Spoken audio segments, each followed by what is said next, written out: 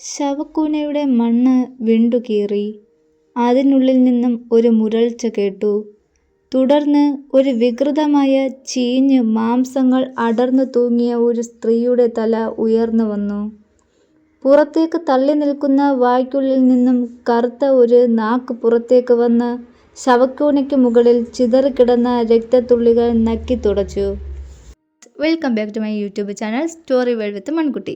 ഇന്ന് PK ജഗദീഷിൻ്റെ ചെകുത്താൻ എന്ന കഥയുടെ രണ്ടാമത്തെ ഭാഗമാണ് നമ്മളിവിടെ അവതരിപ്പിക്കാൻ പോകുന്നത്. അപ്പോൾ നമ്മുടെ ചാനൽ ഇതുവരെ സബ്സ്ക്രൈബ് ചെയ്തിട്ടില്ലാത്തവർ എത്രയും വേഗം ചാനൽ സബ്സ്ക്രൈബ് ചെയ്തോളൂ. എന്നാൽ നമുക്ക് കഥയിലേക്ക് കടന്നാലോ. രാത്രിയുടെ മാറിൽ ഒരു കുഞ്ഞിൻ്റെ നിലവിളി ഉയരുകയും പെട്ടെന്ന് തന്നെ അതില്ലാതാവുകയും ചെയ്തു. കയ്യിലിരുന്ന വാളിൽ ഒളിച്ചിറങ്ങുന്ന ചോരത്തുള്ളികളിൽ നിന്നും ചൂണ്ടുവിരൽ കൊണ്ട് കുറച്ചെടുത്ത് സ്വർണപ്രഭ നെറ്റിയിൽ കുറി തൊട്ടു. കറുത്തിരുണ്ട കാലഭൈരവ പ്രതിമയുടെ നീണ്ടു നിൽക്കുന്ന നാക്കിൽ വാളിൻ്റെ മുന ചേർത്ത് ഒലിച്ചിറങ്ങുന്ന രക്തം വായിലേക്കിറ്റിച്ചു. വെള്ളിത്തളികയിൽ കർപ്പൂരം കത്തിച്ച് വൃദ്ധൻ കാലഭൈരവനെ ആരതി ഒഴിഞ്ഞു. മുറിയുടെ 4 മൂലയിലും കത്തിച്ചു വെച്ചിരുന്ന പന്തങ്ങളിലേക്ക് മൃഗക്കൊഴുപ്പ് പകർന്ന് ആളിക്കത്തിച്ചു. ശവം നാറി പൂക്കൾ കൊണ്ട് തീർത്ഥഹാരം കാലഭൈരവനെ അണിയിച്ചു വണങ്ങി സ്വർണപ്രഭ പീഠത്തിൽ നിന്നും എഴുന്നേറ്റു. അവരുടെ ദേഹം മുഴുവൻ രക്തത്താൽ നിറഞ്ഞിരുന്നു. മുറിയുടെ തറയിലും രക്തം ഒഴുകി പടർന്നിരുന്നു. ചേതനയേറ്റ് കിടന്നിരുന്ന കുഞ്ഞിൻ്റെ ദേഹം പട്ടിൽ പൊതിഞ്ഞ് കിടത്തിയിരുന്നു. ഈ കുഞ്ഞിൻ്റെ ദേഹം എടുത്ത് രക്തചാമുണ്ടിയെ 3 പ്രാവശ്യം വലം വെച്ച് ചുടലക്കാട്ടിലേക്ക് പോയിക്കൊള്ളൂ. വൃദ്ധന് നേരെ സ്വർണപ്രഭ ആജ്ഞാപിച്ചു. സ്വർണപ്രഭ മുറിക്ക് പുറത്തിറങ്ങി മറ്റൊരു മുറിയിലേക്ക് പോയി. വൃദ്ധൻ കുഞ്ഞിൻ്റെ പട്ടിൽ പൊതിഞ്ഞ ദേഹമെടുത്ത് പുറത്തേക്ക് നടന്നു. മുറ്റത്തും തൊടിയിലുമെല്ലാം ചന്ദ്രനിലാവ് നിഴൽ ചിത്രങ്ങൾ വരച്ചിരുന്നു. നിഴൽ വീണ കുറ്റിച്ചെടികളും വൃക്ഷങ്ങളും ഇടതൂർന്നു നിൽക്കുന്ന പറമ്പിലൂടെ വൃദ്ധൻ കോവിലകത്തിന് പുറകിലുള്ള ചുടലപ്പറമ്പിലേക്ക് നടന്നു. ചുടലപ്പറമ്പിലൂടെ കടവാവലുകൾ പറന്നു നടക്കുകയും ഇടയ്ക്കിടെ കരഞ്ഞ് ശബ്ദമുണ്ടാക്കുകയും ചെയ്തുകൊണ്ടിരുന്നു. തൊട്ടടുത്തുള്ള പാലമരക്കൊമ്പിലിരുന്ന് ഒരു മൂങ്ങ നീട്ടിമൂളി. ഇടയ്ക്കിടെ വീശുന്ന തണുത്ത കാറ്റിൽ പാലപ്പൂവിൻ്റെ മണം അലയടിച്ചിരുന്നു. വൃദ്ധൻ ഉയർന്നു നിൽക്കുന്ന മൺകൂനയുടെ മുൻപിലെത്തി കുഞ്ഞിനെ മൺകൂനയുടെ മുകളിൽ കിടത്തി. തുടർന്ന് കയ്യിലിരുന്ന മൺചിരാതിൽ മൃഗക്കൊഴുപ്പൊഴിച്ച് തിരിയിട്ട് കത്തിച്ചു. മൺകൂനയുടെ തെക്കു ഭാഗത്ത് വെച്ചു. തുടർന്ന് വൃദ്ധൻ തൻ്റെ വിരലിൽ മുറിവുണ്ടാക്കി 3 തുള്ളി രക്തം ശവക്കൂനയുടെ മുകളിൽ ഒഴിച്ചു. വൃദ്ധൻ ശവക്കൂനയുടെ അടുത്ത് നിന്നും കുറച്ച് വടക്കു ഭാഗത്തേക്ക് മാറി നിന്നു. ആഭിചാര മന്ത്രം ഉരുവിട്ട് ചമ്രം പടഞ്ഞിരുന്നു. പെട്ടെന്ന് നിലാവ് മങ്ങി. ചന്ദ്രൻ കാർമേഘങ്ങൾക്കിടയിൽ മറഞ്ഞു. പാലപ്പൂവിൻ്റെ മണം മാറി പകരം ചീഞ്ഞളിഞ്ഞ മാംസത്തിൻ്റെ ഗന്ധം പടർന്നു. ഇരുളിൽ നിന്നും പട്ടികളുടെ കാലൻ കൂവൽ ഉയർന്നു. അതേ നിമിഷം ഒരു നിലവിളി ശബ്ദവും തുടർന്നൊരു തേങ്ങിക്കരച്ചിലും ശവക്കൂനയുടെ ഭാഗത്തു നിന്നും ഉണ്ടായി. ശവക്കൂനയുടെ മണ്ണ് വിണ്ടുകീറി. അതിനുള്ളിൽ നിന്നും ഒരു മുരൾച്ച കേട്ടു. തുടർന്ന് ഒരു വികൃതമായ ചീഞ്ഞു മാംസങ്ങൾ അടർന്നു തൂങ്ങിയ ഒരു സ്ത്രീയുടെ തല ഉയർന്നു വന്നു. പുറത്തേക്ക് തള്ളി നിൽക്കുന്ന വായ്ക്കുള്ളിൽ നിന്നും കറുത്ത ഒരു നാക്ക് പുറത്തേക്ക് വന്ന് ശവക്കൂനയ്ക്ക് മുകളിൽ ചിതറിക്കിടന്ന രക്തത്തുള്ളികൾ നക്കി തുടച്ചു. തുടർന്ന് നാക്കു നീണ്ടുവന്നു ചലനമറ്റ് കിടക്കുന്ന കുഞ്ഞിൻ്റെ ദേഹത്തെ ചുറ്റി വരിഞ്ഞു. കുറച്ചു സമയത്തിനുള്ളിൽ കുഞ്ഞിൻ്റെ ശരീരം ഒരു അസ്ഥികൂടമായി മാറി. അഴുകി ദ്രവിച്ച സ്ത്രീ ശിരസ് ശവക്കൂനയിലുള്ളിലേക്ക് താഴ്ന്നു പോയി. അതേസമയം കോവിലകത്തിനുള്ളിലെ ഇരുൾ വീണ ഇടനാഴിയിലൂടെ സ്വർണപ്രഭ തൂക്കുവിളക്കുമായി മുകളിലത്തെ നിലയിലേക്കുള്ള കോവണിപ്പടികൾ കയറുകയായിരുന്നു. മണിച്ചിത്രത്താഴിട്ട് പൂട്ടിയിട്ടിരിക്കുന്ന ഓരോ മുറിക്ക് മുൻപിലും നിന്ന് ചുണ്ടുകളിലൂടെ മന്ത്രങ്ങൾ ഉരുവിട്ട് മുൻപോട്ട് നീങ്ങി. ജയദേവനും ശ്യാമയും കുഞ്ഞും കിടക്കുന്ന മുറിയോട് ചേർന്നുള്ള മുറിയുടെ മുൻപിൽ അവർ നിന്നു. തൂക്കുവിളക്കിലെ തിരി നീട്ടിയിട്ട് പൂട്ടിയ മുറിയുടെ താഴ് തുറന്നു. കതക് തള്ളി തുറന്നു. ഉള്ളിൽ ഇരുട്ടായിരുന്നു. മുറിക്കുള്ളിലേക്ക് കയറിയ സ്വർണപ്രഭ വാതിൽ ചാരി. തൂക്കുവിളക്കിൻ്റെ പ്രകാശം മുറിക്കുള്ളിൽ നിറഞ്ഞു. മുറിക്കുള്ളിൽ നെഞ്ഞു പിളർന്ന് ചോരയൊലിപ്പിച്ച് കിടക്കുന്ന ഒരു പുരുഷ രൂപത്തിൻ്റെ നെഞ്ചിൽ കയറി രക്തം കുടിക്കുന്ന ഒരു സ്ത്രീ രൂപം പ്രത്യക്ഷപ്പെട്ടു. എനിക്കുള്ള രക്തം നാളെ വേണം. നിന്റെ യൗവനം നിലനിർത്തണമെങ്കിൽ അടുത്ത അമാവാസി ദിവസം 3-ാം യാമത്തിനു മുൻപ് എനിക്കൊരു കുഞ്ഞിൻ്റെ രക്തം പാനം ചെയ്യണം. അതു കഴിഞ്ഞാൽ നീ ജീവിതകാലം മുഴുവൻ യൗവനയുക്തയായിരിക്കും. അത് നടന്നില്ലെങ്കിൽ നിന്റെ അന്ത്യമായിരിക്കും ഫലം ഇതുപോലെ. ആദ്യ ചിരിച്ചുകൊണ്ട് തറയിൽ കിടന്ന പുരുഷരൂപത്തിൻ്റെ വയറിനുള്ളിലേക്ക് തൻ്റെ കൈകൾ കുത്തിയിറക്കി 2 വശത്തേക്ക് വലിച്ചു കീറി. ആ ശരീരം 2 ഭാഗങ്ങളായി വേർതിരിഞ്ഞു. പിടയുന്ന അയാളുടെ തല പിരിച്ചൊടിച്ച് കഴുത്തിൽ നിന്നും വലിച്ച് പറിച്ചെടുത്തു. അത് സ്വർണപ്രഭയ്ക്ക് നേരെ നീട്ടി. ഇതു നീ രക്തചാമുണ്ടിയുടെ മുൻപിൽ സമർപ്പിക്കുക. മാത്രമല്ല ഇവൻ്റെ കുടൽമാലയാക്കി കഴുത്തിൽ അണിയിക്കുക. ഇവൻ്റെ ശക്തി അവിടെ പ്രകടമാകും. അത് നിന്നിലേക്ക് പ്രവഹിക്കും. വലിച്ചു കീറിയ വയറിനുള്ളിൽ നിന്നും കുടൽ വലിച്ചെടുത്ത് അതും സ്വർണപ്രഭയ്ക്ക് നേരെ നീട്ടി. 3 ചുറ്റ് ചെയ്തു വേണം ഈ കുടൽമാല ചാർത്തുവാൻ. അതിൻ്റെ അറ്റത്ത് ജീവൻ വേർപെടാത്ത ഈ ഹൃദയം കോർത്തിടണം. ഹൃദയത്തിൻ്റെ ചലനം നഷ്ടപ്പെടുന്നതിന് മുൻപ് ചെയ്തെങ്കിൽ മാത്രമേ ഇതുകൊണ്ട് പ്രയോജനമുണ്ടാകൂ. ഇവൻ്റെ ശക്തി ആ രൂപത്തിലേക്ക് ആവാഹിക്കപ്പെടുകയുള്ളൂ. ധരിപ്പിച്ച ശേഷം മഞ്ഞൾ വെള്ളത്തിൽ എള്ളും ചെത്തിപ്പുഷ്പവും ചുമന്ന കുങ്കുമവും ചേർത്തിളക്കി അഭിഷേകം ചെയ്യണം. എത്രയും പെട്ടെന്ന് പോകൂ. ആ സ്ത്രീ രൂപത്തിൻ്റെ ആജ്ഞ കിട്ടിയതും ശിരസും കുടലും മിടിക്കുന്ന ഹൃദയവും കൊണ്ട് സ്വർണപ്രഭ മുറിക്ക് പുറത്ത് കടന്ന് പൂജാമുറി ലക്ഷ്യമാക്കി നീങ്ങി. തൂക്കുവിളക്കുമായി പടികളിറങ്ങി താഴെ എത്തിയപ്പോൾ വൃദ്ധൻ പൂജാമുറിക്ക് മുൻപിൽ കാത്തു നിൽപ്പുണ്ടായിരുന്നു.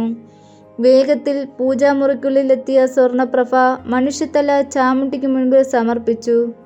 കാലഭൈരവനെ തൊട്ടുവണങ്ങി കയ്യിലിരുന്ന കുടൽ കാലഭൈരവൻ്റെ കഴുത്തിൽ 3 ചുറ്റുകളായി അണിയിച്ചു. തളികയിൽ വെച്ചിരുന്ന മിടിച്ചുകൊണ്ടിരുന്ന ഹൃദയമെടുത്ത് കുടൽമാലയിൽ കോർത്തിട്ടു. അപ്പോഴും ഹൃദയം അനങ്ങിക്കൊണ്ടിരുന്നു. മുറിയിൽ ഈച്ചയുടെ മൂളൽ ശബ്ദം കേട്ടാണ് മയങ്ങിപ്പോയ ജയദേവൻ കണ്ണു തുറക്കുന്നത്. കട്ടിലിൽ എഴുന്നേറ്റിരുന്ന ജയദേവൻ കണ്ടു, മുറിക്കുള്ളിൽ ഈച്ചകൾ മൂളിപ്പറക്കുന്നു. അവയുടെ മൂളലിൽ നല്ല ശബ്ദമുണ്ടായിരുന്നു. കട്ടിലിന് നേരെ വന്ന ഈച്ചകളെ ജയദേവൻ കൈകൊണ്ട് ആട്ടിയകറ്റി. എങ്കിലും മുറിക്കുള്ളിൽ ഈച്ചകളുടെ എണ്ണം പെരുകുന്നതുപോലെ തോന്നി. ഇതെവിടെ നിന്നാണ്? മുറിക്കുള്ളിൽ ലൈറ്റിട്ട് ജയദേവൻ പരതി നോക്കി.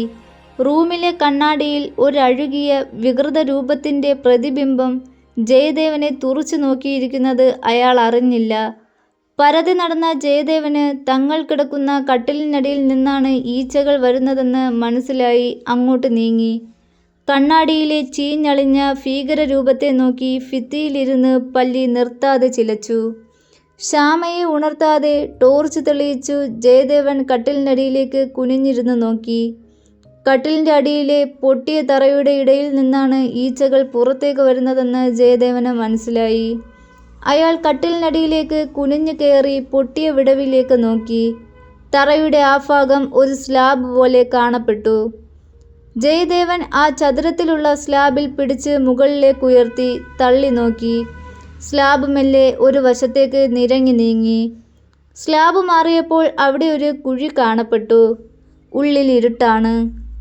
ജയദേവൻ കുഴിക്കുള്ളിലേക്ക് ടോർച്ചടിച്ചു. ജയദേവൻ വിറച്ചുപോയി. അതിനുള്ളിൽ അഴുകിച്ചീഞ്ഞ മണം വമിക്കുന്ന ഒരു ശവം ചാരിയിരിക്കുന്നു. ഈച്ചകളാൽ കുഴി നിറഞ്ഞിരിക്കുകയാണ്. അസഹനീയമായ ദുർഗന്ധം. നിലവിളിച്ചു എങ്കിലും ജയദേവൻ്റെ തൊണ്ടയിൽ നിന്നും ശബ്ദം പുറത്തേക്ക് വന്നില്ല. ടോർച്ച് വെട്ടത്തിൽ അഴുകിയ ആ ശവശരീരം അനങ്ങുന്നതുപോലെ ജയദേവന് തോന്നി. പെട്ടെന്ന് ആ ശവശരീരം തല തിരിച്ച് ജയദേവനെ നോക്കി. അടഞ്ഞിരുന്ന കണ്ണുകൾ തുറക്കപ്പെട്ടു. അഴുകിയ വായ് തുറന്ന് പല്ലിളിച്ചു. വെന്റിലേഷനിലൂടെ ചെറിയ പുക മുറിക്കുള്ളിലേക്ക് കയറുവാൻ തുടങ്ങി. കണ്ണാടിയിലെ ചീഞ്ഞളിഞ്ഞ വികൃത രൂപത്തിൻ്റെ അതേ ഛായയായിരുന്നു കുഴിയിലിരിക്കുന്ന ചീഞ്ഞ ശവത്തിനും. കുഴിക്കുള്ളിലിരുന്ന് തന്നെ തുറച്ചു നോക്കുന്ന അഴുകിയ മനുഷ്യരൂപത്തെ കണ്ട് ജയമോഹൻ്റെ തൊണ്ടയിൽ ഒരാർത്തനാദം തടഞ്ഞു. ആ രൂപത്തിൻ്റെ മുഖത്തെ മാംസങ്ങൾ അടർന്ന് ചീഞ്ഞളിഞ്ഞ് തൂങ്ങിക്കിടക്കുന്നു. കണ്ണുകൾ കറുത്ത നിറത്തിൽ വലിയ ഗർത്തമായി കാണപ്പെട്ടു. കൃഷ്ണമണികൾ ഇല്ലാത്ത ആ കൺകുഴികൾക്കുള്ളിൽ 2 കരിന്തേളുകൾ പുറത്തേക്ക് നോക്കിയിരുന്നു. തലയിലെ തൊലിയിളകി മുടി ചുറ്റിപ്പിണഞ്ഞിരുന്നു. കുഴിയിൽ നിന്നും പുറത്തേക്ക് തള്ളി നിൽക്കുന്ന കൈകളിലെ മാംസങ്ങൾ നഷ്ടപ്പെട്ട് അസ്ഥികൾ മാത്രമായി കാണപ്പെട്ടു. ആ കൈകൾ ജയദേവന്റെ നേരെ വന്നു. ജയദേവൻ പെട്ടെന്ന് കട്ടിലിൻ്റെ അടിയിൽ നിന്നും പുറത്തേക്കുരുണ്ട് മാറി ചാടി എഴുന്നേറ്റു. തിരിഞ്ഞു നോക്കുമ്പോൾ അതാ ആ രൂപം കണ്ണാടിയിൽ തെളിഞ്ഞു വരുന്നു. ജയദേവനെ നോക്കി പല്ലിളിച്ചുകൊണ്ട് പൊട്ടിയടർന്നിരിക്കുന്ന വയറിൻ്റെ ഭാഗത്തു നിന്നും ചീഞ്ഞ മാംസം അസ്ഥിവിരലുകൾ കൊണ്ട് പറിച്ചെടുത്ത് ജയദേവന് നേരെ എറിഞ്ഞു. തെന്നിമാറിയ ജയദേവൻ ഭിത്തിയിൽ തലയിടിച്ചു മറിഞ്ഞു വീണു. ക്ലോക്കിൻ്റെ പെൻഡുലം വേഗത്തിൽ ആടാൻ തുടങ്ങി. ചുവരിലിരുന്ന് പല്ലി 3 വട്ടം ചിലച്ചു. പല്ലിയുടെ കണ്ണുകളിൽ നിന്നും രക്തം പുറത്തേക്ക് വന്നു. അത് വെളുത്ത ഭിത്തിയിലൂടെ ഒലിച്ച് താഴെ കൊഴുകി വീണു കിടക്കുന്ന ജയദേവന്റെ ചുണ്ടുകളിലേക്ക് തുള്ളി തുള്ളിയായി വീണു. ജയദേവൻ ചുണ്ടിൽ വീണ രക്തം പുറത്തേക്ക് തുപ്പി. മുറിക്കുള്ളിൽ വെന്റിലേഷൻ വഴി വന്ന പുക മുറിക്കുള്ളിൽ നിറയാൻ തുടങ്ങി. ചാടി എഴുന്നേറ്റ ജയദേവന് പുക കൊണ്ട് ശ്വാസം കിട്ടാതെ വന്നു. അയാൾ മുറിയിലെ ലൈറ്റിടുവാൻ സ്വിച്ച് ബോർഡിന് നേരെ വേച്ച് നടന്നു. മുറിക്കുള്ളിലെ കരിഞ്ഞതും ചീഞ്ഞതുമായ മാംസത്തിൻ്റെ രൂക്ഷമായ ഗന്ധം അടിച്ചാണ് നല്ല ഉറക്കത്തിലായിരുന്ന ശ്യാമ കണ്ണു തുറന്നത്. ശ്യാമ കട്ടിലിൽ തൻ്റെ കൂടെ കിടന്ന ജയദേവനെ തപ്പി നോക്കി. അവിടെ ആരുമില്ലെന്ന് കണ്ട ശ്യാമ ചാടി എഴുന്നേറ്റു. ജയേട്ടാ, ജയേട്ടാ, എവിടെ പോയി? ശ്യാമ പേടിയോടെ വിളിച്ചു ചോദിച്ചു. അപ്പോഴേക്കും ജയമോഹൻ മുറിയിലെ ലൈറ്റ് ഇട്ടിരുന്നു. മുറിയിലാകെ പ്രകാശം പരന്നു. ജയദേവൻ ഭയത്തോടെ കണ്ണാടിയിലേക്ക് നോക്കി. അവിടെ ജയദേവന്റെ പ്രതിബിംബമല്ലാതെ മറ്റൊന്നും ഉണ്ടായിരുന്നില്ല. ജയദേവൻ പാഞ്ഞു വന്ന് കട്ടിലിനടിയിലേക്ക് കുനിഞ്ഞു നോക്കി. അവിടെ അങ്ങനെ ഒരു കുഴിയോ ശവശരീരമോ കാണാൻ കഴിഞ്ഞില്ല. എന്താ ജയേട്ടാ, എന്തായി നോക്കുന്നത്? എന്തു പറ്റി? ശ്യാമ പേടിയോടെ ചോദിച്ചുകൊണ്ട് ജയദേവനെ നോക്കി. ജയദേവൻ നേരെ നിന്ന് മുറിയിലാകെ നോക്കി. ഇപ്പോൾ മുറിയിൽ പുകയോ മാംസം കരിഞ്ഞ മണമോ ഇല്ല. ഒറ്റ നിമിഷം കൊണ്ട് എല്ലാം മുറിയിൽ നിന്ന് അപ്രത്യക്ഷമായിരിക്കുന്നു. എന്താണ് ഈ കാണുന്നതെല്ലാം? എന്തൊക്കെയോ പേടിപ്പെടുത്തുന്ന സംഭവങ്ങൾ അരങ്ങേറുന്നു. പെട്ടെന്നെല്ലാം കൺമുമ്പിൽ നിന്നും മായുന്നു. വിയർത്തു കുളിച്ച് പേടിച്ചു നിൽക്കുന്ന ജയദേവന്റെ അടുത്തേക്ക് ശ്യാമ എഴുന്നേറ്റ് ചെന്നു. എന്തെങ്കിലും ഒന്ന് പറ ജയേട്ടാ, എനിക്കും പേടിയാകുന്നു. എന്തോ ചീഞ്ഞതും കരിഞ്ഞതുമായ ദുർഗന്ധം മൂക്കിലടിച്ചപ്പോഴാണ് ഞാൻ ഉണർന്നത്. ആകെ പേടിച്ച് വിറച്ചിട്ട് വയ്യ. എത്രയും പെട്ടെന്ന് നമ്മുടെ കുഞ്ഞിനെയും കൊണ്ട് ഇവിടെ നിന്നും പോകണം. ഇതൊരു പിശാചുകൾ വാഴുന്ന സ്ഥലമാ, ഒരു നശിച്ച സ്ഥലം. ശ്യാമ കരച്ചിലിൻ്റെ വക്കോളം എത്തിയിരുന്നു. ഒന്നുമില്ല ശ്യാമേ, എന്തൊക്കെയോ കണ്ടു പേടിച്ചതാ. അത് സത്യമാണോ മിഥ്യയാണോ എന്നൊന്നും അറിയുകയില്ല. നീ പേടിക്കാതെ ഇരിക്ക്. ഒന്ന് നേരം വെളുത്താൽ അപ്പോൾ തന്നെ ഇവിടെ വിട്ടേക്കാം. പറഞ്ഞുകൊണ്ട് ജയമോഹൻ ശ്യാമയെ നെഞ്ചോട് ചേർത്ത് പിടിച്ച് ആശ്വസിപ്പിച്ചു. സമയം കടന്നു പോകും തോറും ജയമോഹൻ്റെ മനസ്സിൽ ആശങ്ക കൂടി വന്നു. തനിക്കെന്തെങ്കിലും സംഭവിച്ചാലും ശ്യാമയ്ക്കും മോനും ഒന്നും സംഭവിക്കരുതേ എന്ന് ഉള്ളുരുകി പ്രാർത്ഥിച്ചു. യാത്ര തുടങ്ങും മുൻപ് അമ്മ ഭദ്രകാളി ക്ഷേത്രത്തിൽ പോയി ജപിച്ചു കൊണ്ടുവന്ന ചരട് 3 പേരുടെയും അരയിൽ കെട്ടിയിട്ടുണ്ട്. കൂടാതെ കുഞ്ഞിൻ്റെ അരഞ്ഞാണത്തിൽ സ്വർണ്ണത്തകിട് ജപിച്ചു കൊണ്ടുവന്ന് അമ്മ നേരത്തെ തന്നെ ഇട്ടിരുന്നു. പൊതുവെ ഇതിലൊന്നും വിശ്വാസമില്ലാതിരുന്ന താനൊരു അന്ധവിശ്വാസം ആയാണ് ഇതിനെ കണ്ടിരുന്നത്. എന്നാൽ ശ്യാമ എപ്പോഴും അമ്മയുടെ കൂടെ ആയിരുന്നു. ഇപ്പോൾ തോന്നണു അമ്മയുടെ മുൻകരുതലിൻ്റെ ഭാഗമായി ചെയ്ത കർമ്മങ്ങളാണ് ഈ അപകടങ്ങളിൽ നിന്നും തങ്ങളെ രക്ഷിച്ചു നിർത്തുന്നത് എന്ന്. ജനാലയുടെ കർട്ടനുകൾ ഫാനിൻ്റെ കാറ്റിൽ ഇളകിക്കൊണ്ടിരുന്നു. ഇളകുന്ന കർട്ടനുകൾക്കിടയിലേക്ക് ഒരു മാത്ര ജയദേവന്റെ നോട്ടം പതിച്ചു.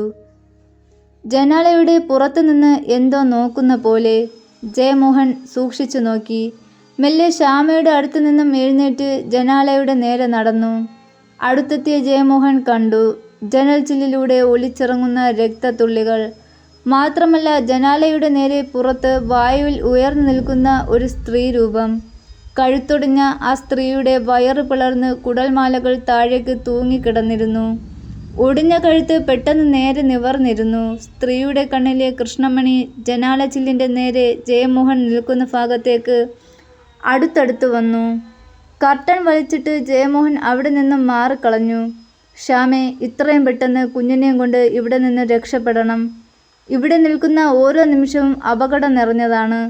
ഞാനൊന്ന് നോക്കിയിട്ട് വരാം. നീ കട്ടിലിൽ നിന്നും എങ്ങും പോകരുത്. പറഞ്ഞിട്ട് ജയമോഹൻ വാതിലിന് നേരെ നടക്കാൻ തുടങ്ങിയതും വാതിലിന് വെളിയിൽ മുട്ടുകേട്ടതും ഒരുപോലെയായിരുന്നു. ജയേട്ടാ, ആരോ പുറത്തുണ്ട്. എനിക്ക് പേടിയാകുന്നു. നമ്മളെ ഉപദ്രവിക്കാൻ ആരെങ്കിലും വന്നതാണോ? ശ്യാമയ്ക്ക് പേടി കൊണ്ട് കരച്ചിൽ വന്നു. ജയമോഹൻ ശ്യാമയോട് മിണ്ടരുതെന്ന് ആംഗ്യം കാണിച്ചിട്ട് മുറിയിലെ ലൈറ്റുകൾ ഓഫാക്കി. വാതിലിനടുത്തേക്ക് വീണ്ടും ചെന്നു. വാതിലിൻ്റെ ഓടാമ്പൽ എടുത്ത് മെല്ലെ തുറന്നു. മുറിക്ക് പുറത്ത് കത്തിച്ചു വെച്ച തൂക്കുവിളക്കുമായി ഒരു വൃദ്ധയായ സ്ത്രീ നിന്നിരുന്നു. പ്രായക്കെത്താൽ അവർക്ക് കൂഞ്ഞു വന്ന് വളഞ്ഞിരുന്നു. ചുക്കിച്ചുളിഞ്ഞ ദേഹത്ത് എല്ലുകൾ തെളിഞ്ഞു നിന്നു. പക്ഷേ കണ്ണുകൾക്ക് വല്ലാത്തൊരു തിളക്കമായിരുന്നു, വല്ലാത്തൊരു തേജസ്. ആരാ? വിറയ്ക്കുന്ന ശബ്ദത്തോടെ ജയമോഹൻ ചോദിച്ചു. പേടിച്ചു പോയോ നീ? വൃദ്ധ ജയദേവനെ നോക്കി ചിരിച്ചു. വൃദ്ധയുടെ വായ്ക്കുള്ളിലെ പല്ലുകൾ കറ പിടിച്ച് കറുത്തിരുന്നു. പേടിക്കണ്ട, ശത്രുവല്ല, മിത്രമാ. അകത്തോട്ട് വരാമല്ലോ അല്ലേ? വൃദ്ധ ചോദിച്ചുകൊണ്ട് അനുവാദത്തിന് കാക്കാതെ മുറിക്കുള്ളിലേക്ക് കയറി. ജയദേവൻ വേഗത്തിൽ ലൈറ്റിടാൻ തുടങ്ങിയതും കറണ്ട് പോയി. വൃദ്ധയായ സ്ത്രീയുടെ കയ്യിലിരുന്ന തൂക്കുവിളക്കിൻ്റെ പ്രകാശം മുറിയിൽ പരന്നു. വൃദ്ധയെ കണ്ട് പേടിച്ച് കട്ടിലിൽ നിന്നും എഴുന്നേറ്റ് നിന്ന ശ്യാമയെ വൃദ്ധ അടിമുടി ഒന്ന് നോക്കി. അവിടെ ഇരിക്കുവാൻ കൈകൊണ്ട് പറഞ്ഞു. ജയമോഹനും ശ്യാമയുടെ അടുത്ത് പോയി വൃദ്ധയ്ക്ക് അഭിമുഖമായി ഇരുന്നു. നിങ്ങൾ കണ്ണാടിപുരത്തിന് പോകുന്ന വഴി ഇവിടെ എത്തിപ്പെട്ടതാണല്ലേ? വൃദ്ധ ചോദിച്ചുകൊണ്ട് ശ്യാമയെ നോക്കി. വൃദ്ധയുടെ ചോദ്യം കേട്ട് ശ്യാമയുടെയും ജയമോഹൻ്റെയും ഭയം അത്ഭുതത്തിന് വഴിമാറി. എങ്ങനെ മനസ്സിലായി എന്ന ചോദ്യഭാവത്തിലിരിക്കുന്ന അവരുടെ മുഖഭാവം മനസ്സിലാക്കി വൃദ്ധ പറഞ്ഞു. എല്ലാം എനിക്കറിയാം. 100 വർഷങ്ങൾക്ക് മുൻപ് പണി കഴിപ്പിച്ച കോവിലകമായിരുന്നു ഇത്. എന്നാൽ ബ്രിട്ടീഷുകാരുടെ അധിനിവേശവും നാട്ടുരാജാക്കന്മാരുടെ തകർച്ചയും ഈ നാടിൻ്റെ സാമ്പത്തിക വ്യവസ്ഥയെ തകിടം മറിച്ചു. യുദ്ധങ്ങൾ ഇവിടെ ചോരപ്പുഴ ഒഴുക്കി. പുരുഷന്മാർ ജീവനോടെ ചുട്ടരിക്കപ്പെട്ടു. സ്ത്രീകൾ പീഡനത്തിനിരയാവുകയും ജീവനോടെ കുഴിച്ചു മൂടുകയും ചെയ്യപ്പെട്ടു. കുട്ടികൾ കൂട്ടത്തോടെ കൊല്ലപ്പെട്ടു. സ്വത്തുക്കൾ കൊള്ളയടിക്കപ്പെട്ടു. അങ്ങനെ ഈ നാടും കോവിലകവും ക്ഷയിച്ചു. അതാണ് നിങ്ങളീ കാണുന്ന കോവിലകം. വൃദ്ധ പറഞ്ഞു നിർത്തി. ഇതെല്ലാം നിങ്ങളോട് പറയുന്നത് എന്തിനാണ് എന്നായിരിക്കും വിചാരിക്കുന്നത്. നിങ്ങൾ ചതിക്കപ്പെട്ടിരിക്കുന്നു. ഇവിടെ എത്തിയവരാരും തിരിച്ചു പോയിട്ടില്ല. അവരെല്ലാം രക്തരക്ഷസുകളായി ഇവിടെയുള്ള ഒരു പാലമരങ്ങളിലും തളയ്ക്കപ്പെട്ടിരിക്കുന്നു. ഓരോ വെള്ളിയാഴ്ച രാത്രിയും ഓരോ രക്ഷസുകൾ മോചിതരാകും. അവർ ഈ കാടിന് വെളിയിൽ പോയി രക്തം കുടിച്ച് ഒരു മനുഷ്യക്കുഞ്ഞിനെ നരബലിക്കു വേണ്ടി ഈ കോവിലകത്തിൻ്റെ ബലിപീഠത്തിലെത്തിക്കുന്നു. എല്ലാ ആഴ്ചകളിലും ഈ ബലി നടത്തിയിരിക്കണം. അല്ലാത്ത പക്ഷം സ്വർണപ്രഭ എന്ന സ്ത്രീയുടെ ശക്തി ക്ഷയിക്കുകയും ദുർമൂർത്തികൾ അവർക്കെതിരാകുകയും ഉപാസനാമൂർത്തിയായ രക്തചാമുണ്ഡി കോപിക്കുകയും അത് സ്വർണപ്രഭയുടെ നാശത്തിന് കാരണമാകുകയും ചെയ്യും. പറഞ്ഞിട്ട് വൃദ്ധ ജനാലയുടെ നേരെ നോക്കി. പിന്നെ വീണ്ടും സംസാരം തുടർന്നു. നിങ്ങൾ എത്രയും വേഗം ഇവിടെ നിന്നും രക്ഷപ്പെടണം. നേരം പുലരാൻ നോക്കിയിരിക്കണ്ട. കാരണം ഈ കോവിലകത്തിനുള്ളിൽ നിൽക്കുന്നവർക്ക് ഒരിക്കലും നേരം പുലരില്ല. ഇതിന് പുറത്തിറങ്ങി 1 നാഴിക പോയാൽ നേരം പുലർന്നിട്ടുണ്ടാകും ഇപ്പോൾ. അത് കേട്ട് ജയമോഹനും ശ്യാമയും ആശ്ചര്യത്തോടെ മുഖാമുഖം നോക്കി. പകലാണോ ഇപ്പോൾ? ജയമോഹൻ വൃദ്ധയെ നോക്കി. അതെ, ഇപ്പോൾ പകലാണ്. മാന്ത്രിക വിദ്യയുടെ അദൃശ്യമായ ശക്തിക്കുള്ളിലാണ് ഈ കൊട്ടാരവും പരിസരവും. ഒരു പക്ഷേ നിങ്ങൾ മാന്ത്രിക ബന്ധനത്തിൻ്റെ പുറത്ത് കടന്ന് തിരിഞ്ഞു നോക്കിയാൽ ഈ കോവിലകം പോലും ഇവിടെ കാണാൻ കഴിയുകയില്ല. ഇതൊരു വിജനമായ കാട് മാത്രമായിരിക്കും. അത് കേട്ട് ശ്യാമ ജയദേവനെയും കുഞ്ഞിനെയും മാറി മാറി നോക്കി. പേടികൊണ്ട് മുഖം വിറച്ചിരുന്നു. ഇനിയാണ് പ്രധാനപ്പെട്ട കാര്യം. അടുത്ത നരബലിക്കുള്ള കുഞ്ഞ് നിങ്ങളുടേതാണ്. നിങ്ങൾക്കിവിടെ പകൽ തിരിച്ചറിയാൻ കഴിയാത്തിടത്തോളം കുഞ്ഞിൻ്റെ ജീവനും അപകടത്തിലാണ്. അതുകൊണ്ട് എത്രയും വേഗം ഇവിടെ നിന്നും രക്ഷപ്പെടുക. ഇവിടെ നിന്നും 3-ാമത്തെ മണിച്ചിത്രത്താഴിട്ട് പൂട്ടിയ മുറിക്കുള്ളിൽ ഒരു ത്രിശൂലമുണ്ട്. കൂടാതെ ഒരു മൂടിയ മൺകുടവും. അതിനുള്ളിൽ ആവാഹിച്ചിരിക്കുന്ന ശക്തിയെ തുറന്നു വിടുക.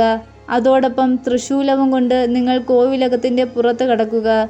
സൂര്യപ്രകാശം തട്ടിയാൽ ആ നിമിഷം ത്രിശൂലത്തിന് ശക്തി ലഭിക്കും. വൃദ്ധ മെല്ലെ എഴുന്നേറ്റു. കടികാരം 3 തവണ മുഴങ്ങുമ്പോൾ 3 പല്ലുകൾ തലകീഴായി ഇരുന്നു ചിലയ്ക്കും. പ്രകൃതി നിശ്ചലമാകും. അപ്പോൾ 3-ാമത്തെ മുറിയുടെ താഴ് തനിയെ തുറക്കപ്പെടും. 1 മിനിറ്റിനുള്ളിൽ പറഞ്ഞ കാര്യങ്ങൾ ചെയ്ത് പുറത്തിറങ്ങുക, ഇല്ലെങ്കിൽ മുറി താനെ അടയും. നിങ്ങൾ അതിനുള്ളിൽ കിടന്ന് മരിക്കും. നിരവധി ആളുകളുടെ അസ്ഥികൂടങ്ങൾ അതിനുള്ളിൽ കാണുവാൻ സാധിക്കും. ഇതിനു മുൻപ് ആ മുറിയിൽ കയറിയവരുടെ അവസ്ഥ ആണത്. പറഞ്ഞ സമയത്തിനുള്ളിൽ അവർക്കാർക്കും തിരിച്ചിറങ്ങാൻ പറ്റിയില്ല. അതിനുള്ളിൽ ഒരു കണ്ണാടി സ്ഥാപിച്ചിട്ടുണ്ട്. അതിൽ നിങ്ങളുടെ പ്രതിബിംബം നിങ്ങൾ കാണാൻ ഇടവരരുത്. പറഞ്ഞിട്ട് വൃദ്ധ മുറിയുടെ പുറത്തേക്ക് നടന്നു. കൂനിക്കൂടി നടക്കുന്ന അവരുടെ കാലുകളിൽ 2 ചിലങ്കകൾ കെട്ടിയിരുന്നു. നടക്കുമ്പോൾ ചിലങ്കയുടെ ശബ്ദം മുഴങ്ങിക്കൊണ്ടിരുന്നു. നിങ്ങൾ ആരാണ്? ഇതൊക്കെ എങ്ങനെ അറിയാം? ജയദേവന്റെ ചോദ്യം കേട്ട് വൃദ്ധ ഒന്ന് ചിരിച്ചുകൊണ്ട് ഭിത്തിയിൽ തൂക്കിയിരുന്ന ഒരു ഫോട്ടോയിലേക്ക് നോക്കി. എന്നിട്ട് ഇടനാഴിയിലൂടെ നടന്നകന്നു. പെട്ടെന്ന് കറണ്ട് വന്നു. ജയമോഹൻ ആ ഫോട്ടോയിലേക്ക് നോക്കി. അതൊരു നിലവിളക്കിൻ്റെ ഫോട്ടോയായിരുന്നു.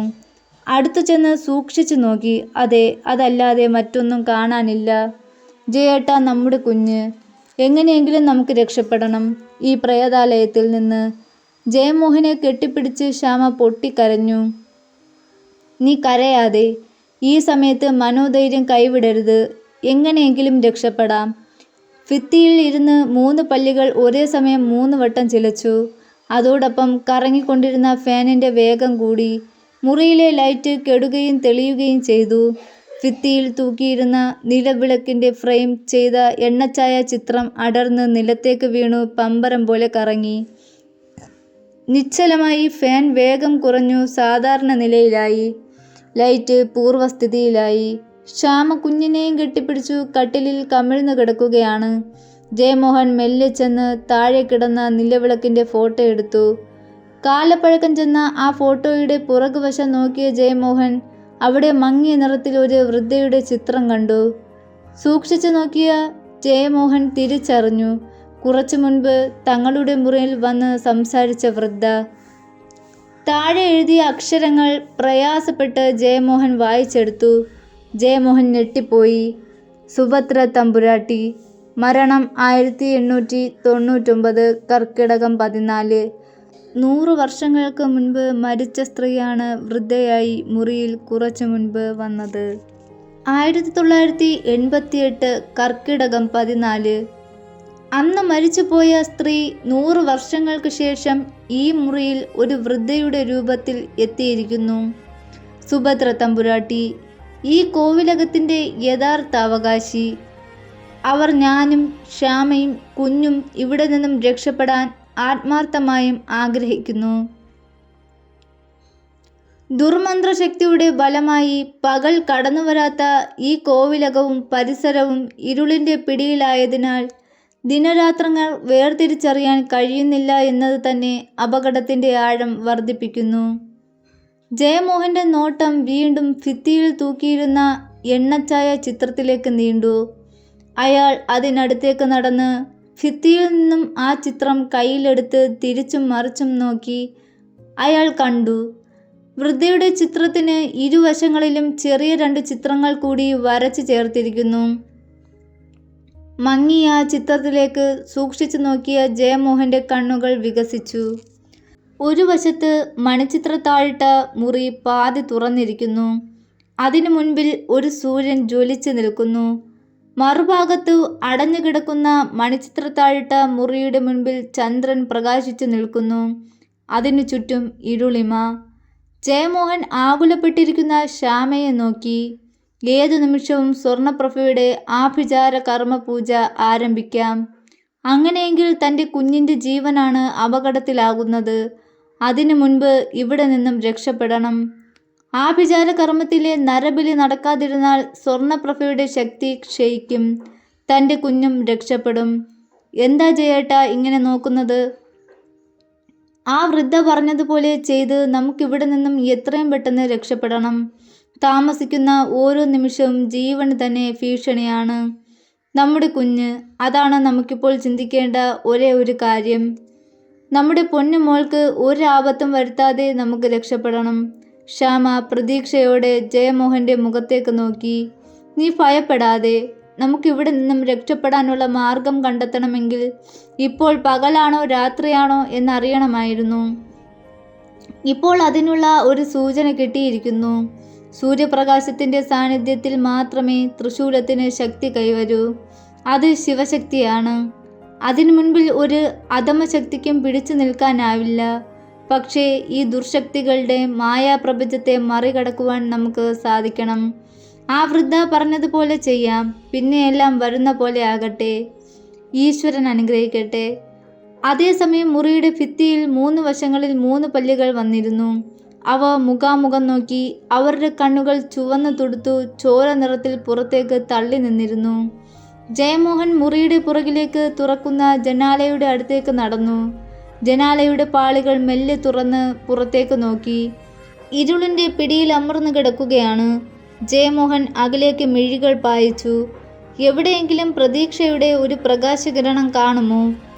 പെട്ടെന്ന് അയാൾ കണ്ടു അങ്ങകലെ സൂര്യപ്രകാശത്തിൻ്റെ കിരണങ്ങൾ വീണു കിടക്കുന്നത് പോലെ ഒരു മങ്ങിയ കാഴ്ച. കണ്ണു തിരുമ്മി അടച്ചും വീണ്ടും ജയമോഹൻ അങ്ങോട്ട് നോക്കി.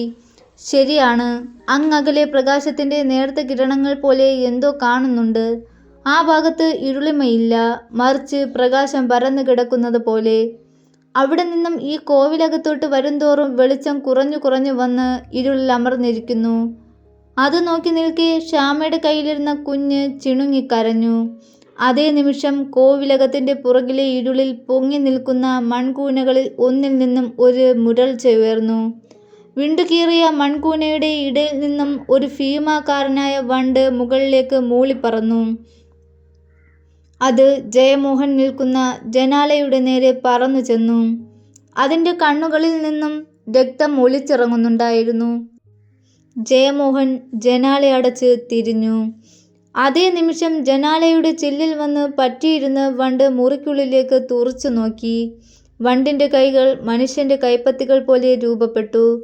വിരലുകളുടെ അറ്റത്തുള്ള നഖങ്ങൾ നീണ്ടു കൂർത്തു. മുറിക്കുള്ളിൽ കടികാരം മുഴങ്ങാൻ തുടങ്ങി. ശ്യാമേ, കടികാരത്തിലെ സമയത്തെ വിശ്വസിച്ചുകൂടാ. ഇതിൽ സമയം ആൻറ്റി ക്ലോക്ക് വൈസ് ഡയറക്ഷനിലും ചിലപ്പോൾ ക്ലോക്ക് വൈസ് ഡയറക്ഷനിലും കറങ്ങും. എന്നുവെച്ചാൽ ഇതിനുള്ളിലെ സമയത്തെ പോലും ദുർദേവതകളുടെ നിയന്ത്രണത്തിൽ കൊണ്ടുവരാൻ ആ സ്വർണ്ണപ്രഭയ്ക്ക് കഴിഞ്ഞിട്ടുണ്ട്.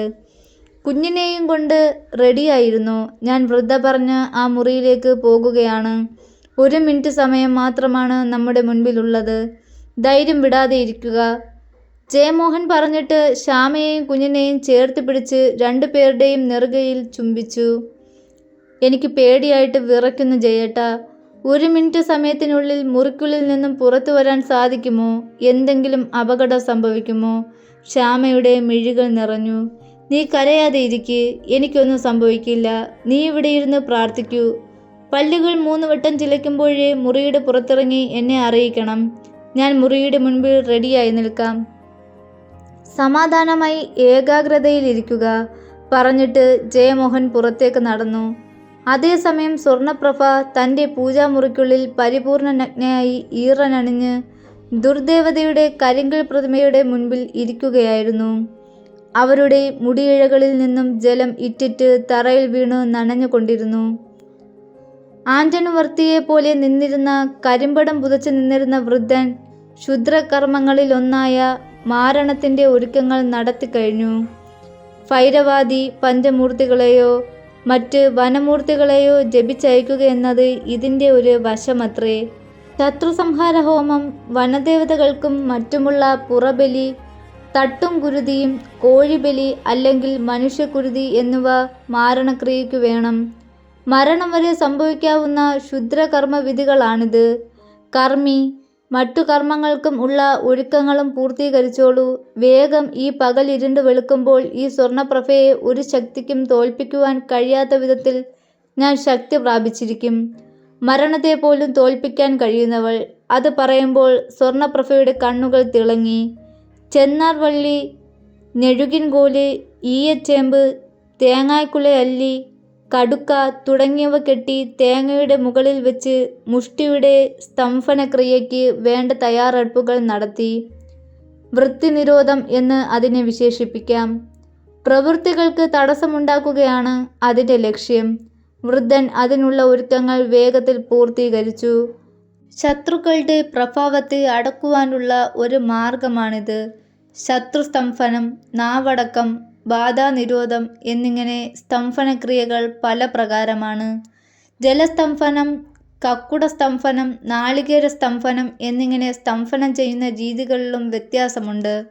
കൂട്ടത്തിൽ കുരുതി വെള്ളവും മറ്റും നിറച്ച് കുഴിച്ചിട്ട് ജലസ്തംഭനം നടത്താനും, കോഴിയുടെ വായിൽ ചില പ്രത്യേക മരുന്നുകൾ നിറച്ച് കഴുത്തറുത്ത് ഹോമിച്ച് കുക്കുടസ്തംഭനം നടത്താനും, ഇളനീര് തുരന്ന് മരുന്ന് നിറച്ച് ഗതിസ്തംഭനം നടത്താനും, വെള്ളരിക്ക, കോഴിമുട്ട തുടങ്ങിയവ ഉപയോഗിച്ച് ബുദ്ധിസ്തംഭനക്രിയ നടത്താനുമുള്ള പൂജാദ്രവ്യങ്ങൾ തയ്യാറാക്കപ്പെട്ടു. അതിനുശേഷം കക്ഷപുടം കർമ്മങ്ങൾക്കുള്ള ഒരുക്കങ്ങളും നടത്തി. കക്ഷപുടം കുങ്കുമം കൊണ്ട് പെരുമരത്തോലിൽ മന്ത്രപൂർവം ശത്രുവിൻ്റെ പേരെഴുതി കുറച്ച് നൂൽ കെട്ടി ശത്രുസ്തംഭന കക്ഷപുടവും ഒരുക്കി. മഞ്ഞൾ കൊണ്ട് പെരുമരത്തോലിൽ ചക്രം വരച്ച് മഞ്ഞനൂൽ കെട്ടി വാക്സ്തംഭനത്തിനും, പനയോലയിൽ താമര വെച്ച് മഞ്ഞളിട്ട് തറയിൽ വെച്ച് പൂജ നടത്തുന്ന ശത്രുവിൻ്റെ മുഖസ്തംഭനത്തിനും, വെളുത്ത കടുക്, ചെറുകടലാടി, മഞ്ഞക്കുറുമിഴി എന്നിവ വയമ്പിൻ്റെയും വെളുത്ത കണ്ടകാരിച്ചുണ്ടയുടെയും നീരിൽ ചേർത്ത് ഇരുമ്പ് പാത്രത്തിലാക്കി തിലകം തൊടുന്നതിനും തയ്യാറാക്കി. മഞ്ഞൾ, കറുകപ്പുല്ല്, പെരുമരത്തോല് എന്നിവ വച്ചു ചക്രം വരച്ച് മഞ്ഞനൂൽ കൊണ്ട് ചുറയ്ക്കുകയും തലമുടിയിൽ ബന്ധിക്കുകയും ചെയ്യാനുള്ള ഗതിബന്ധനക്രിയയ്ക്കുള്ള ഒരുക്കങ്ങളും നടത്തി. കൂമൻ, കൊറ്റി, തവള എന്നിവയുടെ മേധസ്സെടുത്ത് മന്ത്രപൂർവം പുരട്ടി വൃദ്ധൻ അഗ്നിയെ അതിജീവിക്കുന്നവനായി തവളക്കരളെടുത്ത് ആട്ടിൻ മേധസ് ചേർത്ത് ശരീരത്തിൽ തേയിച്ച് അഗ്നിസ്തംഭനത്തിനുള്ള മാർഗവും സ്വീകരിച്ചു. ലോകവശ്യം, സർവവശ്യം, രാജവശ്യം, സ്ത്രീവശ്യം, പതിവശ്യം, പുരുഷവശ്യം എന്നിങ്ങനെ വിവിധങ്ങളായ വശ്യപ്രയോഗങ്ങൾക്കുള്ള ചെറിയ ചെറിയ കളങ്ങൾ അരിപ്പൊടിയും കുങ്കുമവും കൊണ്ട് വരച്ചു. ദുർമന്ത്രവാദത്തിൽ താമസകർമ്മങ്ങൾക്കാണ് പ്രാമുഖ്യം. പഴയ കാലങ്ങളിൽ ഇത് സ്ത്രീകളെ വശീകരിക്കാൻ നടത്തിയിരുന്നു. യക്ഷഗന്ധർവാദി പ്രേതപിശാചുക്കളെയും രോഗബാധകളെയും മറ്റും പ്രീതിപ്പെടുത്തുവാൻ പ്രായേണ മന്ത്രവാദത്തിലെ ബലിക്രിയകളും കൈബലി, മാടബലി, ഭൂതമാരണബലി, രാവണബലി, ഉച്ചബലി, ഭദ്രബലി, കുഴുബലി, കഴുബലി, നിണബലി, ഗർഭബലി, പ്രതികാരബലി എന്നിവയ്ക്കുള്ള ബലിക്കല്ലുകളും സ്ഥാപിച്ചു. സ്വർണപ്രഭ വാഴപ്പോള കൊണ്ട് ബലിപീഠം, ബലിത്തട്ട് ഉണ്ടാക്കി. കുരുത്തോല നുറുക്കുകളും കോൽത്തിരിയും കുത്തി. ഭൂതമാരണ ബലിക്കുള്ള അരി, വെറ്റില, ഇളനീര്, പൂവ്, പൊരി, തിരി തുടങ്ങിയ ഒരുക്കുകൾ പൂർത്തിയാക്കി വെച്ചു. ഇലഞ്ഞിക്കുഴ, പിച്ചിപ്പൂ, മഞ്ചാടിക്കുഴയും തഥാ അടയ്ക്കാമലർ, തെറ്റിപ്പൂ, കൂവളത്തിലയും മലർ നിണവും മധുവും തൂകി പനിനീർ തൂകിയങ്ങുടൻ കുരുതി തർപ്പണം, പിന്നെ രണ്ടായി വെട്ടുക തേങ്ങയും എന്നിങ്ങനെയാണ് ഭൂതമാരണ ബലി. രാത്രിയുടെ അന്ത്യയാമങ്ങളിൽ കഴിക്കുന്ന ബലികർമ്മമാണ് രാവണബലി. അതിൻ്റെ ഒരുക്കങ്ങളും പൂർത്തിയാക്കി. ഇത് പല മന്ത്രവാദ ക്രിയകളുടെയും അന്ത്യത്തിൽ നടത്താറുള്ളതാണ്. വലിയ കുഴിയുണ്ടാക്കി അതിൽ മനുഷ്യക്കുഞ്ഞിനെ ഇറക്കി നിർത്തി പലക പാവി മണ്ണ് നിരത്തി അതിന്മീതെ ഹോമാദി കർമ്മങ്ങൾ ചെയ്യുകയെന്നത് കുഴിബലിയുടെ പ്രത്യേകതയാണ്. അവസാനം കാലദേവന് കുഞ്ഞിനെ ബലി കഴിക്കും. വശ്യമന്ത്രത്തിൻ്റെ ശക്തിയിൽ കുഞ്ഞിൻ്റെ മാതാവ് തന്നെ കുഞ്ഞിനെ ബലി കഴിക്കും. വശീകരണത്തിന് കാമദേവ ചക്രമാണ് കളമായി കുറിക്കേണ്ടത്. കളത്തിന് പുറത്ത് 8 ദിക്കിലും നാക്കിലയിൽ അരി വയ്ക്കണം. മുല്ല, അശോകം, താമര, പിച്ചകം തുടങ്ങിയ പുഷ്പങ്ങൾ അർച്ചനയ്ക്കു വേണം. അതിനുശേഷം വശീകരിക്കേണ്ട സ്ത്രീയുടെയോ പുരുഷൻ്റെയോ പ്രതിമയോ ചിത്രമോ മുൻപിൽ വച്ച് അതിൽ കരിക്കിൻ വെള്ളം തളിച്ച് കുരുത്തോല പൂവിനാൽ ഉരിഞ്ഞ് ആ വ്യക്തിയെ മനസ്സിൽ ധ്യാനിച്ച് ആ വ്യക്തിയുടെ കണ്ണുകളിലേക്ക് സൂക്ഷിച്ചു നോക്കി മന്ത്രങ്ങൾ ഉരുക്കഴിക്കാം. തുളസിയില, ചെത്തിപ്പൂവ്, റോസാപ്പൂവിതൾ, മുല്ലപ്പൂവ് എന്നിവ കൊണ്ട് മാലയുണ്ടാക്കി കാമദേവനെ 3 വട്ടം നമസ്കരിച്ച് വശീകരിക്കപ്പെടേണ്ട സ്ത്രീയുടെയോ പുരുഷൻ്റെയോ പ്രതിമയിലോ ചിത്രത്തിലോ ചാർത്തുക. ശേഷം മുക്കുറ്റി, നദ്യാർ വട്ടപ്പൂവ്, പശുനെയ്, കദളിപ്പഴം, അമുക്കുരു, ചെറുതേൻ എന്നിവ സമം ചേർത്ത് പൊടിച്ചു കിട്ടുന്ന കരി നല്ലെണ്ണ ചേർത്ത് പ്രതിമയുടെയോ ചിത്രത്തിൻ്റെയോ കണ്ണിലെഴുതി അവരുടെ ഹൃദയത്തോട് മോതിരവിരൽ ചേർത്ത് പിടിച്ച് ചമ്രം പടഞ്ഞിരുന്ന് വാചീകരണ മന്ത്രം 101 പ്രാവശ്യം ജപിക്കുക. പഴയ കാലങ്ങളിൽ സ്ത്രീകളെ വശീകരിക്കാൻ ഈ മന്ത്രക്രിയ ഉപയോഗിച്ചിരുന്നു. 7 ചുവന്ന ചോറുപിണ്ടവും ഒരു കറുത്ത പിണ്ടവും തട്ട് നറുക്കിലയിൽ വെച്ച് 8 വിളക്ക് തിരികളും കത്തിച്ച് വെച്ചു വൃദ്ധൻ. 7 കുത്തുപാളകളിൽ കുരുതിയും 1 കറുത്ത നീരും തയ്യാറാക്കി. ഒരു മുക്കണ്ണൻ കോത്തിരി കുത്തി. ഓം യമൻ ഗുളികൻ ഹ്യമകണ്ഠ ഭസ്മരായ സ്വാഹ എന്ന മന്ത്രം 1400 ജപിച്ച് അരി സ്വർണപ്രഭ മുൻപിൽ നിന്ന വൃദ്ധന്റെ കയ്യിൽ കൊടുത്ത് തല ചുഴറ്റി 8 നറുക്കിലയിലും വിതറി. ഒരുക്കങ്ങൾ പൂർത്തിയായിരിക്കുന്നു. സൂര്യൻ മങ്ങി, ഇരുൾ വീണു. ചന്ദ്രപ്രഭ ഭൂമിയിൽ പതിച്ചാൽ കർമ്മം ആരംഭിക്കാം. വൃദ്ധൻ മൊഴിഞ്ഞു. ഇപ്പോൾ അയാളുടെ കണ്ണുകൾ ഉപ്പന്റെ കണ്ണുകൾ പോലെ ചുവന്നു തുടുത്തിരുന്നു. 3 ആഴ്ചകൾക്ക് മുൻപ് അടക്കിയ ഒരു സ്ത്രീയുടെയും പുരുഷന്റെയും അഴുകിയ ശരീരങ്ങൾ 2-ാം യാമത്തിൽ ഇവിടെ എത്തണം. വശ്യമന്ത്രത്തിന് ശേഷം അഗ്നിക്ക് ഭക്ഷണം നൽകാനുള്ളതാണ്. സ്വർണപ്രഭയുടെ വാക്കുകൾ കേട്ട് തല കുലുക്കി വൃദ്ധൻ. അതേസമയം കോവിലകത്തിന്റെ തെക്കുവടക്ക് ഭാഗത്ത് ഉയർന്നു നിന്ന മൺപുറ്റിന് ചുവട്ടിൽ ഇണചേർന്ന് കിടന്ന 2 മൂർഖൻ പാമ്പുകൾ പത്തി വിടർത്തി ആടി. അതിനുശേഷം അവ കോവിലകത്തിന് നേരെ ഇഴഞ്ഞു. നടക്കല്ലിൽ 3 തവണ തല തല്ലി ചോര വരുത്തിയ ശേഷം കോവിലകത്തിനുള്ളിലേക്ക് കയറി പൂജാമുറിക്ക് നേരെ ഇഴഞ്ഞു. കാലഭൈരവ പ്രതിമയുടെ മുൻപിൽ വരച്ചിരുന്ന കളങ്ങളിൽ ചുരുണ്ടുകൂടി പത്തിപ്പൊക്കി വിഷം ചീറ്റി. അതേസമയം ജയമോഹൻ മണിച്ചിത്രത്താഴിട്ട് പൂട്ടിയ മുറിയുടെ മുൻപിൽ തയ്യാറായി നിൽക്കുകയായിരുന്നു.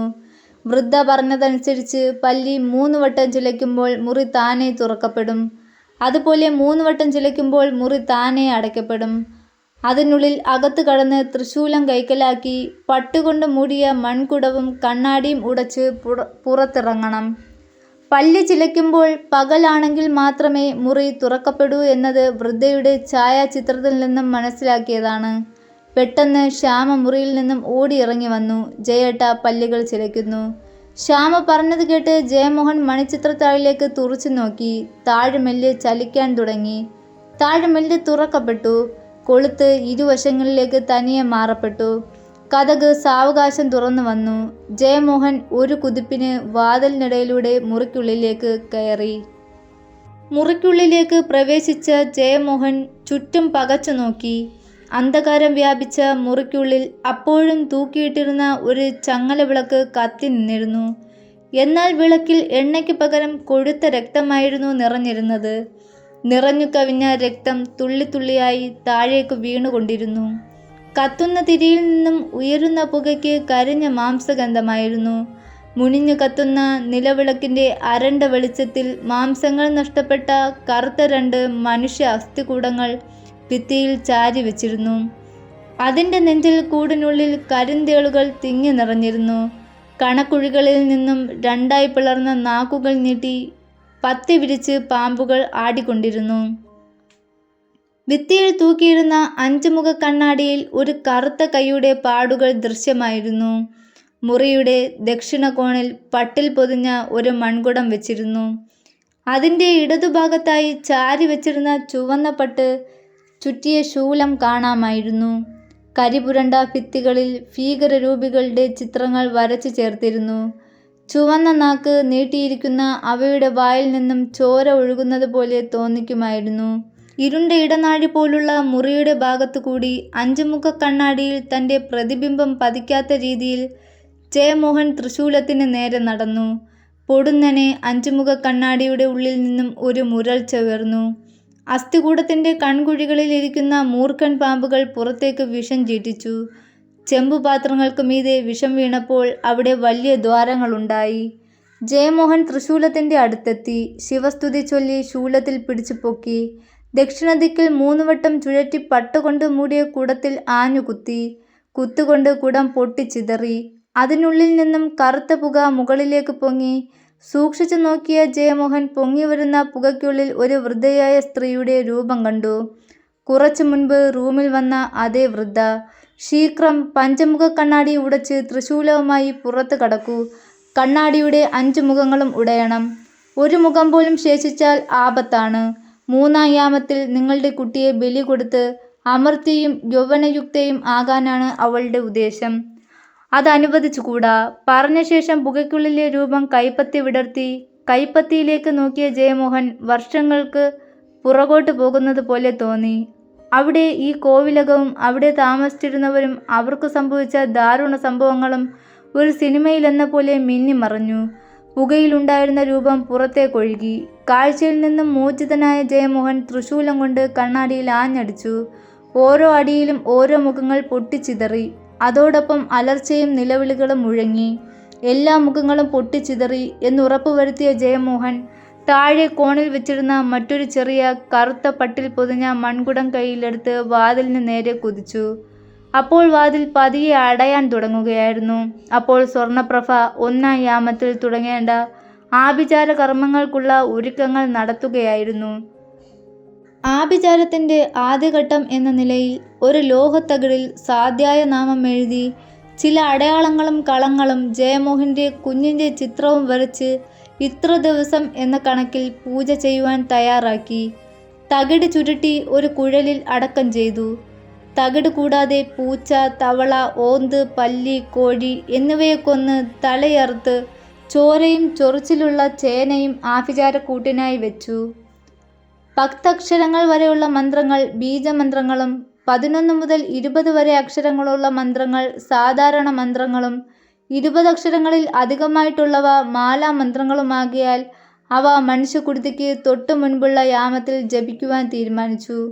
ബാല്യത്തിൽ ബീജമന്ത്രങ്ങളും യൗവനകാലത്ത് മറ്റുള്ള മന്ത്രങ്ങളും വാർദ്ധക്യകാലത്ത് മാലാമന്ത്രങ്ങളും ഉപാസിക്കുന്ന പക്ഷം വളരെ വേഗത്തിൽ ഫലസിദ്ധികൾ ഉണ്ടാകുന്നതാണ്. ആചാരകർമ്മത്തിനുള്ള എണ്ണ, തിപ്പല്ലി, രാജീരക്തം, വിഷമുള്ളുള്ള ചമതകൾ, നീല ഉമ്മം, കടലാടി, എരിക്ക്, ആട്ടിൻ രോമം, ഒട്ടകക്കാഷ്ടം എന്നിവയ്ക്ക് പുറമെ യജ്ഞാചാര്യൻ സ്വർണപ്രഭയ്ക്ക് നിർദ്ദേശിച്ചു കൊടുത്ത വസ്തുക്കളും ആഭിചാര ഹോമത്തിന് മുറിയിലൊരുങ്ങി. സ്വർണപ്രഭ എഴുന്നേറ്റ് കെട്ടിടത്തിൻ്റെ പുറകിലുള്ള കുളത്തിൻ്റെ ഭാഗത്തേക്ക് നടന്നു. കുളത്തിൽ 3 വട്ടം മുങ്ങി നിവർന്ന് ഈറനണിഞ്ഞ് പൂജാമുറിയിലേക്ക് നടന്നു. പൂജാമുറിയിലെത്തി ആഭിചാരത്തട്ടിൽ പരിപൂർണ നഗ്നയായി ചമ്രം പടഞ്ഞിരുന്നു. വൃദ്ധൻ്റെ കണ്ണുകൾ സ്വർണപ്രഭയുടെ ശരീരത്തിലൂടെ ഇഴഞ്ഞു നടന്നു. അത് മനസ്സിലാക്കിയ അവർ വൃദ്ധനെ സൂക്ഷിച്ചു നോക്കി. വൃദ്ധൻ കുടത്തിൽ തയ്യാറാക്കി വെച്ചിരുന്ന മഞ്ഞളും എള്ളും കുങ്കുമവും ചേർത്ത മിശ്രിതം സ്വർണപ്രഭയുടെ ശിരസിലൂടെ ധാരധാരയായി ഒഴിച്ചു. നീണ്ട മുടിയിഴകളിലൂടെ ജലം ഒഴുകിയിറങ്ങി. സ്വർണപ്രഭയുടെ ചുണ്ടുകളിൽ മന്ത്രാക്ഷരങ്ങൾ പുറത്തേക്ക് വന്നുകൊണ്ടിരുന്നു. രാജീരക്തവും പനിനീരും ചേർത്ത് കാലഭൈരവ പ്രതിമയെ അഭിഷേകം ചെയ്തു സ്വർണപ്രഭ. മുറിക്കുള്ളിൽ തെളിഞ്ഞു കത്തുന്ന വിളക്കുകളിലേക്ക് മൃഗക്കൊഴുപ്പ് പകർന്ന് വൃദ്ധൻ തിരി നീട്ടിയിട്ടു. പച്ച പൂക്കൾ കൊണ്ട് ദുർഗാഭഗവതിയെ പൂജിച്ച് ഉച്ചാടനം ചെയ്തു. വീടിൻ്റെ വായുകോണിൽ ആ ഭാഗത്ത് തിരിഞ്ഞിരുന്ന് ഉച്ചാടന കർമ്മം തുടർന്നു. കറുത്ത പക്ഷത്തിൽ 14 അഷ്ടമിയോ ശനിയോ വന്നാൽ ഉച്ചാടനത്തിന് ഉത്തമ സമയമാണ്. ആട്ടിൻതോലിൽ വജ്രാസനത്തിലിരുന്നാണ് ഉച്ചാടനം ചെയ്യേണ്ടത്. ഇന്ന് അഷ്ടമിയാണ്. മുഴുവൻ ചൊല്ലി പിന്നീട് പേര് മുഴുവൻ ചൊല്ലുന്ന യോഗം എന്ന രീതിയിലാണ് ഉച്ചാടന മന്ത്രങ്ങൾ ജപിക്കേണ്ടത്. കടുക്കെണ്ണയിൽ മാവിൻ ചമത മുക്കി ഉച്ചാടനത്തിന് ഹോമിച്ചു. കുതിരപ്പല്ലുകൾ കൊണ്ട് നിർമ്മിച്ച മാലയാണ് ഉച്ചാടനത്തിന് ജപിക്കാൻ ഉപയോഗിച്ചത്. വശ്യകർമ്മത്തിന് മഞ്ഞൾ കലക്കിയ വെള്ളം കൊണ്ട് തർപ്പണം ചെയ്തു. ഈ വെള്ളത്തിൽ കുരുമുളകിട്ട് ചൂടാക്കി വേണം സ്തംഭനത്തിനും മാരണത്തിനും തർപ്പണം ചെയ്യേണ്ടത്. കൂടാതെ ആടിൻ്റെ ചോര കലക്കിയ വെള്ളവും തർപ്പണം ചെയ്യാൻ തയ്യാറാക്കി.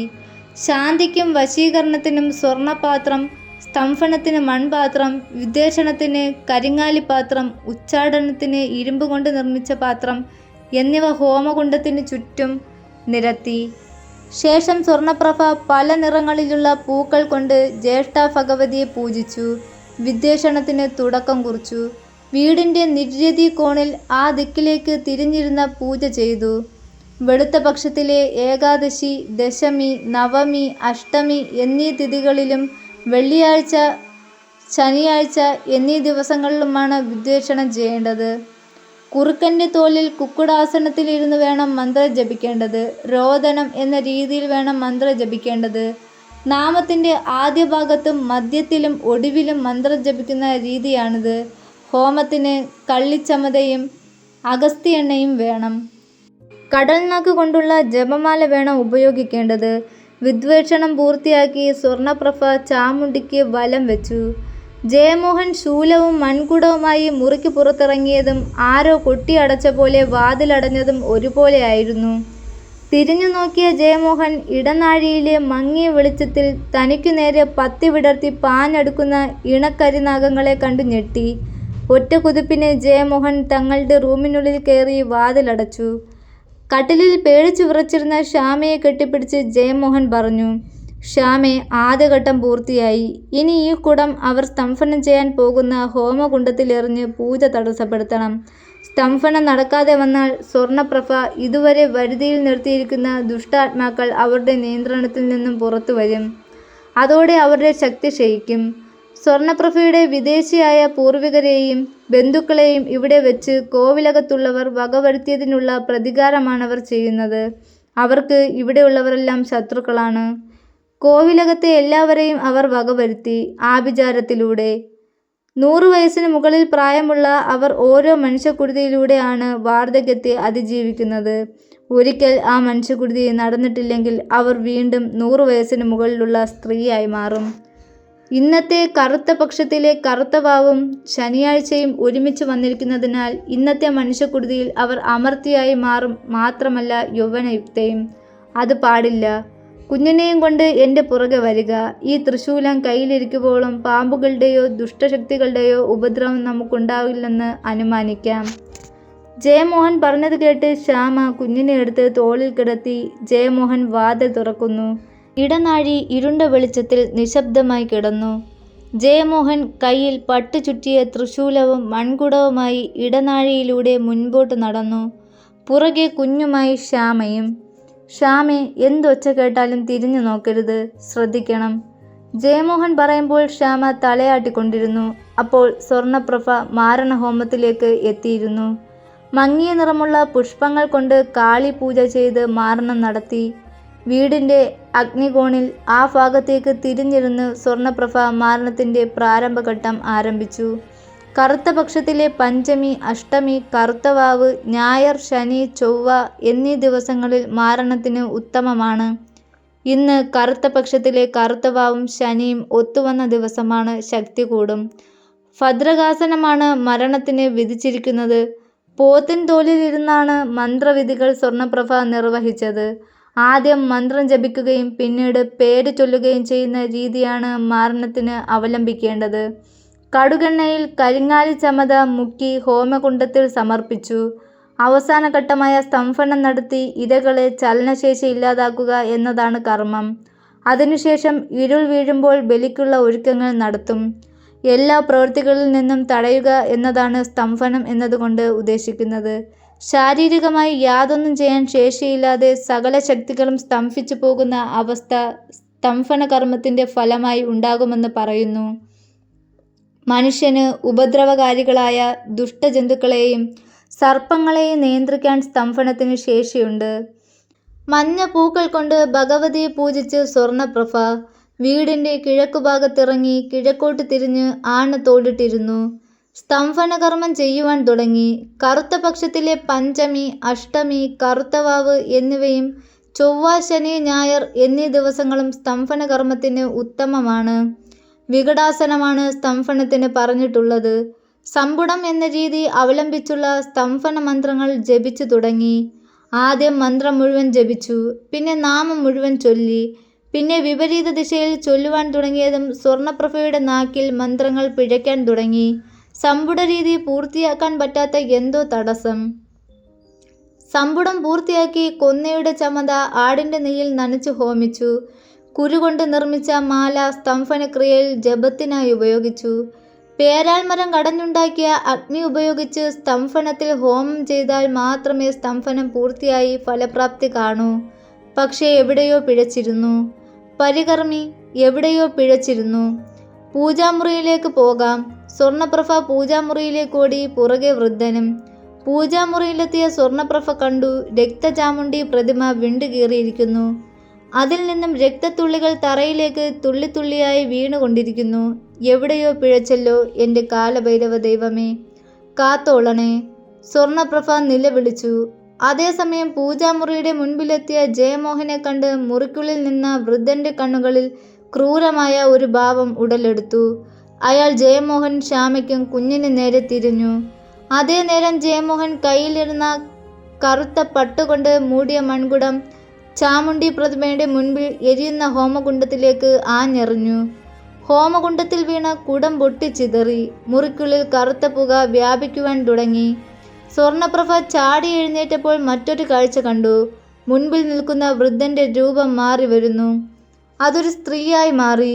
ഇടനാഴിയിലൂടെ ഇഴഞ്ഞു വന്ന ഇണക്കരിനാഗങ്ങൾ മുറിക്കുള്ളിലേക്ക് കയറി.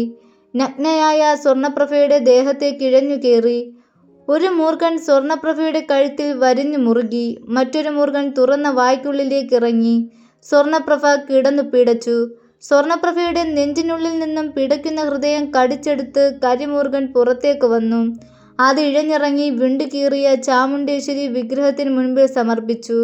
സുന്ദരിയായ യുവതിയായി മാറിയ വൃദ്ധൻ പൊടുന്നനെ ചീഞ്ഞളിഞ്ഞ ഒരു ശവശരീരമായി താഴേക്ക് വീണു. കാറിൽ കയറാൻ തുടങ്ങിയ ജയദേവൻ കണ്ടു.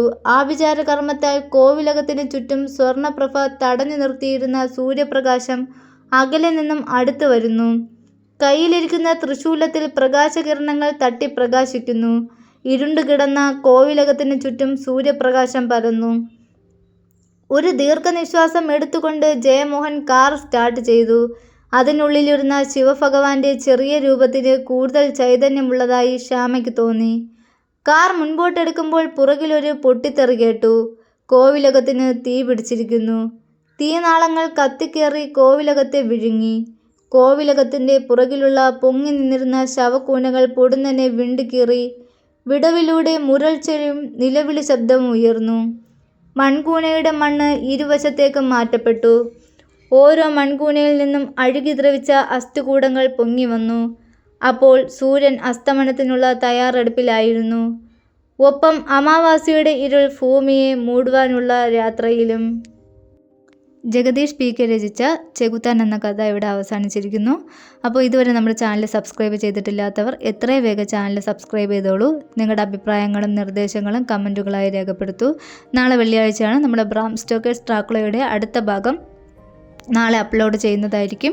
അപ്പോൾ ഇതുവരെ നമ്മുടെ ചാനൽ സബ്സ്ക്രൈബ് ചെയ്തിട്ടില്ലാത്തവർ എത്രയും വേഗം ചാനൽ സബ്സ്ക്രൈബ് ചെയ്തോളൂ. അപ്പോൾ നാളെ കഥയുമായി എത്തുന്നത് വരെ ഗുഡ് ബൈ.